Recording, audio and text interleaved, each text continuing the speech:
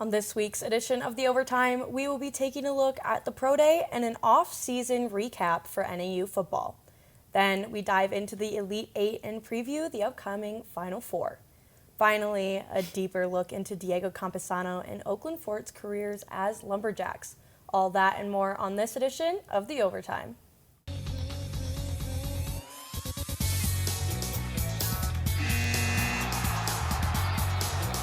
Hello and welcome back to the Overtime, Northern Arizona's only sports show.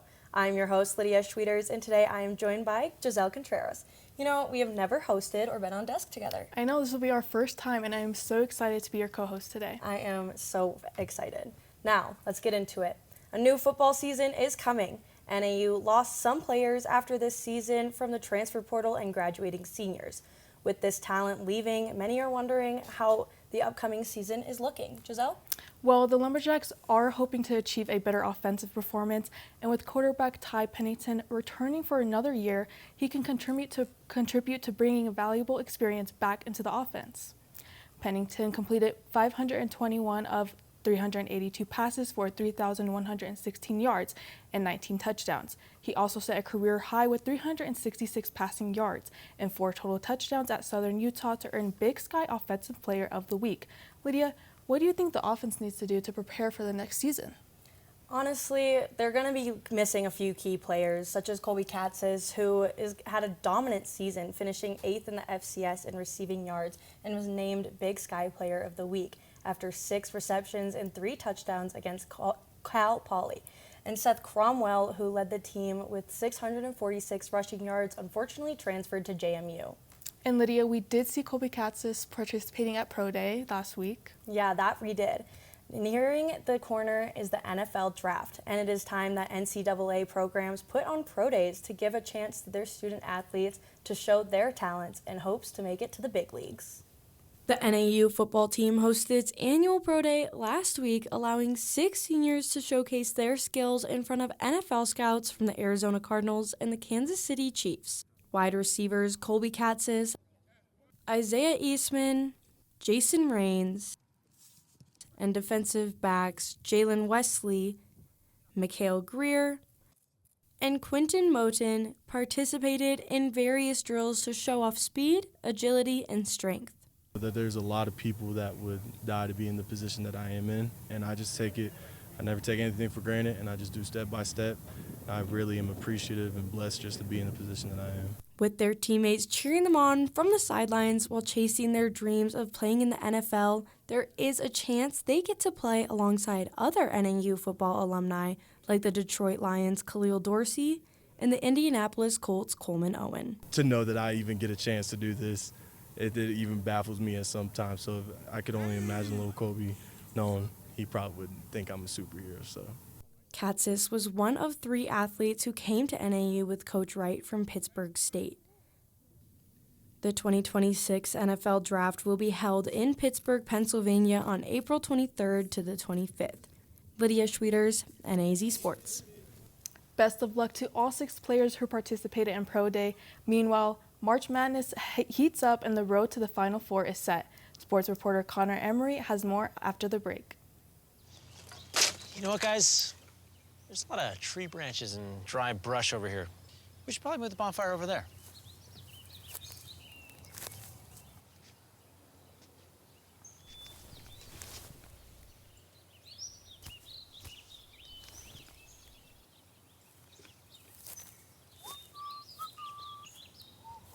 I'm guessing Smokey liked that idea.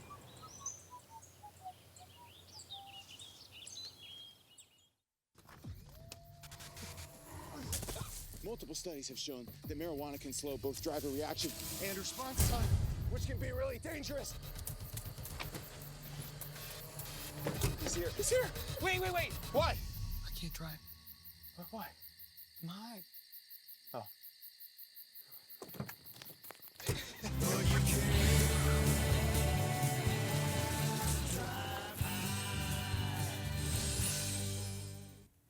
Welcome back. As Jazelle's teased before break, I'm here to catch you up on the latest for the men's and women's March Madness. Now let's start in the East region for the men's. Number 1 overall seed Duke took on St. John's, and they had to come from behind as they were down 10 early in the second half. Point guard Caleb Foster made his return from foot surgery 3 weeks later to score all 11 points the second half. Former Big Sky Player of the Year Dylan Darling had a chance to be the hero once again, but his three-pointer fell short as Duke marched to the Elite Eight. Now, if you thought that was exciting, their next game will go down in March Madness history. Facing the UConn Huskies, Duke had a lead of 15 at halftime and was on their way to a consecutive Final Four appearance. But never count out Dan Hurley when it comes to March. With 10 seconds left, the unthinkable happened. To go. Got to cut and run through the ball. Who better than this guy? Get it into Boozer, back for Saar, ahead, Boozer, that ball deflected and stolen by Mullins. Caravan, 2 seconds, Mullins tosses it out. Oh! It's good! We're point 3! UConn goes in front! Moving to the West region, Arizona was looking to make its first Final Four since 2001 when Lute Olson was the head coach. They first faced Arkansas, led by Darius Acuff, who had been averaging almost 30 points in the tournament. Now, once Arizona took the lead, they never looked back as they won easily 109-88. Their Elite Eight opponent, Purdue, had to win it at the last second against Texas after a late tip from Trey Kaufman. In the Elite Eight, it was veteran seniors against elite freshmen. Down 7 at halftime, the Wildcats outscored the Boilermakers 48-26 as they will be heading to Indianapolis, where they last won their only championship in 1997. Now, who will their opponent be? In the Midwest region, it was all Michigan as they scored more than 90 points every game. Led by Yaxel Lendeborg, who started his career at Arizona Western College, he put up 27 points in their matchup against Tennessee. As a team, they went on a 21-0 run and never looked back, dominating in a 95-62 win. Head coach Dusty May will be making his return to the Final Four as he last appeared when he was the coach at Florida Atlantic in 2023. In the South region, the Houston Cougars only traveled less than 3 miles to the Toyota Center where they faced Illinois. Despite the home crowd advantage, Houston experienced cold shooting as they shot only 2 free throws and shot 34% from the field. In the other matchup, Big Ten rivals Iowa and Nebraska went back and forth as it also came down to the final moments. In a crucial moment, Nebraska only had 4 players on the court where the Hawkeyes got an and one to seal the game. Iowa faced its other Big Ten West rival as they were looking to make its first Final Four since 1980. Even though they started the game up 12-2, the Fighting Illini came out on top. Now there you have it, UConn against Illinois and Michigan and Arizona against Arizona in this year's men's Final Four. Now for the women's Final Four, it'll be the first time that it's ever hosted in the Grand Canyon State. All 4 teams, South Carolina, Texas, UCLA, and the defending champs, UConn, will be traveling to the Mortgage Matchup Center in downtown Phoenix. The first game, we will have 2 veteran head coaches, Don Staley and Gino Auriemma, facing each other, and this will be their 16th meeting where Auriemma has the 10-5 advantage. However, Staley has won 5 of the last 7 meetups since 2020. UCLA is looking to make its first ever national championship game as this is their only second Final Four appearance. They will have to get past the Longhorns as they have not won a title since 1986. All 4 teams performed in dominant fashion throughout the tournament, making it look easy as they are all the number 1 seeds. Be on the lookout of key players like UCLA dominant center Lauren Betts, South Carolina's freshman sensation Joyce Edwards, and Texas versatile forward Madison Booker. We'll have all the coverage next week as part of our Women's Final Four show on the OverTime. Now that's all the updates I have for you. When we come back from break, a special story about 2 seniors and their collegiate basketball journey through NAU. Stay with us. Emma, did you hear? Todd's in the hospital. Who's Todd? He got a collapsed lung from vaping. He thought it was cool. Not cool. Promise you won't vape, Emma. It can lead to a lifelong addiction, and we can't be friends if your lungs collapse. Bogus. Wacky sitcom teens aren't the best people to talk to your kid about vaping. Hey, you got a minute? You are. Start the conversation with your child about vaping today. When it comes to making plans, you are the best. What about those barbecues you plan in detail for your family? Or your daughter's first costume party? It was out of this world. The same way you plan each detail for those moments, start planning to protect you and your loved ones from a natural disaster. Sign up for local weather and emergency alerts. Prepare an emergency kit and make a family communications plan. Protecting your family is the best plan you can make. Welcome back. Diego Campesano and Oakland Fort have been a part of the foundation of the NAU's men's basketball team for a long time, and I have been watching them play together since my freshman year. Now, as they near the end of their time here, you can see the impact they not only brought as players, but also as leaders. And their time here has been more than just basketball. Sports reporter Ben Sloma has more. In the changing landscape of college basketball, loyalty is often seen as few and far between. However, for the NAU men's basketball team, 2 players have remained loyal to their entire career: Diego Campesano and Oakland Fort. Diego Campesano began his career at Torrey Pines High School, leading the team to a 30-1 record and earning the team's Offensive Player of the Year award. Diego's parents both attended NAU, and coach Shane Burkhart offered Campesano a chance to play for the Lumberjacks. Campesano says he's still grateful for the trust Burkhart put in him. Yeah, no one else wanted me at this level, so I was, very grateful for Coach Burkhart for taking the chance. I mean, my family is very supportive coming to NAU. Being familiar with Flagstaff, I have family in Flagstaff, and yeah. Alongside Campesano for 4 years has been Oakland Fort, the point guard from Sunny Slope High School who won the 6A state championship his junior season.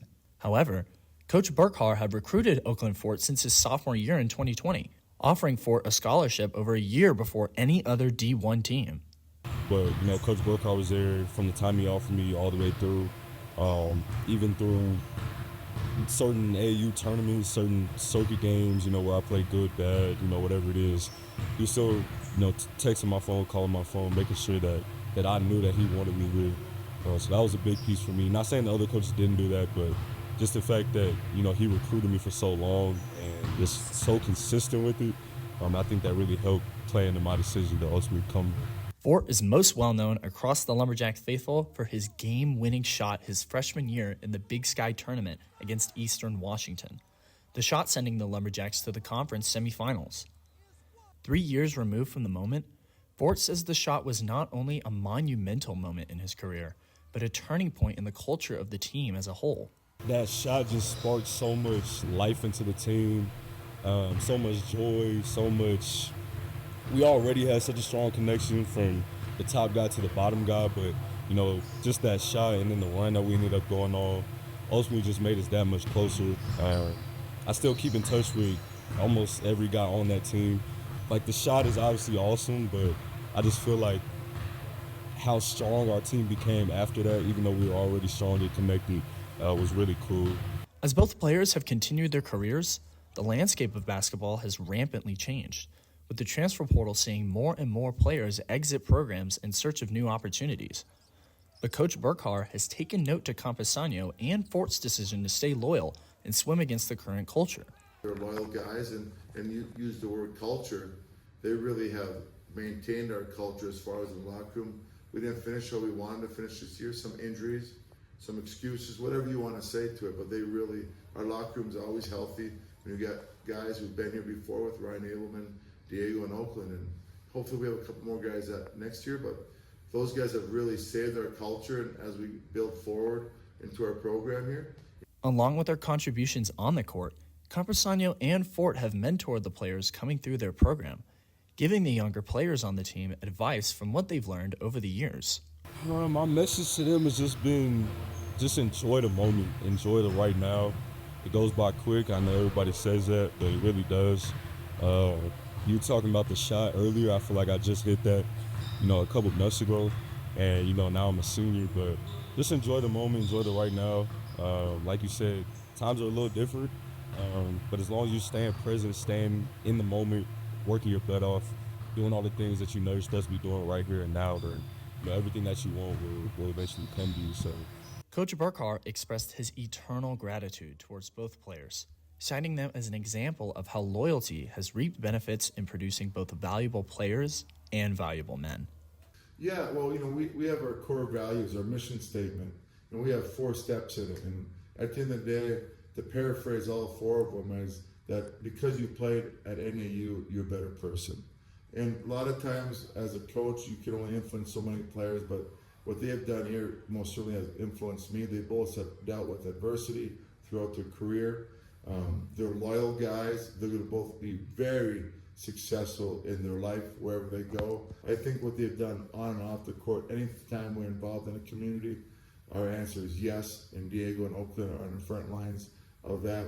Campesano and Fort have found success both off and on the court, with both players earning 3 All-Big Sky academic selections. Campesano is pursuing his master's in human relations, while Fort is earning his bachelor's in psychological sciences. The two look forward to a bright future after their basketball careers at NAU end. Ben Sloma, NAZ Today. We are now joined by Ben Sloma, who is here to share more about Diego Campesano and Oakland Fort. Ben, how are you doing today? I'm doing well. It's been a calm day, but I'm excited to get in the studio and talk about some basketball. That's good to hear. Yeah, and what was your biggest takeaway from doing this piece? I would say my biggest takeaway would be how culture connects people that come from different journeys. You know, Diego had his parents attend NAU, you know, Lumberjack blood had been running in him his whole life. But then Oakland, you know, got offered back in the pandemic his sophomore year, and the two of them still stuck with the same space, you know, team, and they continued to develop with each other, continued to develop their relationship with one another, and shared in that same success that the team has had over the years. And that was a really interesting story to cover and talk about, the relationship they share with each other, with Coach Burkhar, and all the players that have come through this program.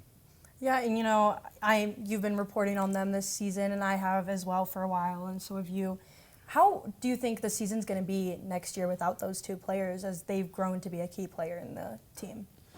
Well, I think when I was interviewing Coach Burkhar, he made a good point that these wouldn't be the last two veterans leaving. Ryan Abelman is still here, and he's going to be here for his final season, so there still will be leadership, but it'll just be in lesser numbers. And there's still really great players coming up in the program. You know, Chris Coleman coming back for his second season. There's going to be a lot of change, but I think that leadership culture of experienced players, I think Ryan will still be able to provide that.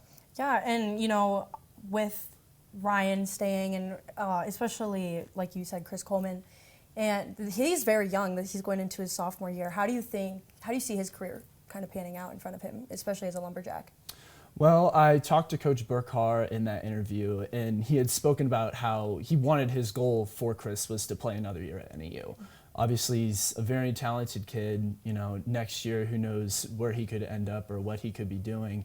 But he's a really talented player, and I think Coach Burkhar is really trying to focus on the now for him and really trying to focus on what he can provide as a Lumberjack, you know, what he can gain from his experience playing here at NAU. And I think there's a lot of players on this team that are going to help him achieve the goals that he wants to. Oh, yeah, for sure. Well, I'm afraid that's all we have time for today. Thank you, Ben, for joining us here on Desk. I'd also like to thank our sports reporter, Connor Emery, for joining us, and thank you all for joining and watching this edition of the Overtime. I'm Lydia Schwieters. And I'm Jazelle Contreas, saying so long from Flagstaff, Arizona. We'll see you next week for the next edition of the Overtime.